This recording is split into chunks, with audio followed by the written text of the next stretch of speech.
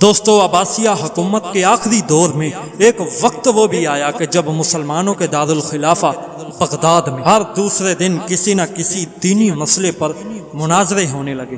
جلد ہی وہ وقت بھی آ گیا کہ جب ایک ساتھ ایک ہی دن بغداد کے الگ الگ چوراہوں پر الگ الگ مناظرے ہو رہے تھے۔ پہلا مناظرہ اس بات پر تھا کہ ایک وقت میں سوئی کی نوک پر کتنے فرشتے بیٹھ سکتے ہیں۔ دوسرا مناظرہ اس بات پر تھا کہ کوا حلال ہے یا حرام، اور تیسرے مناظرے میں یہ تکرار چل رہی تھی کہ مسواک کا شرعی سائز کتنا ہونا چاہیے۔ ابھی یہ ڈبیٹ مناظرے چل ہی رہے تھے کہ ہلاکو خان کی قیادت میں تاتاری فوج بغداد کی گلیوں میں داخل ہو گئی اور سب کچھ تہس نہس کر گئی۔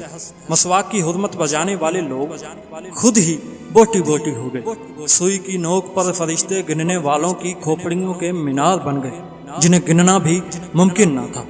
کوے کے گوشت پر بحث کرنے والوں کے مردہ جسموں کو کوے نوچ نوچ کر کھا رہے تھے۔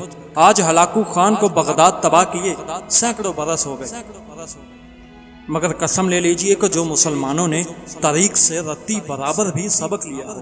آج ہم مسلمان پھر ویسے ہی مناظرے سوشل میڈیا اور اپنی محفل اور جلسوں اور مسجدوں کے ممبروں پر بیٹھ کر داڑھی کی لمبائی کتنی ہونی چاہیے یا پھر پجامے کی لمبائی ٹخنوں سے کتنی اوپر یا نیچے ہونی چاہیے۔ دوستو، قوالی اور معاشرہ کرنا ہمارے مذہبی فرائض میں شامل ہونے لگے ہیں۔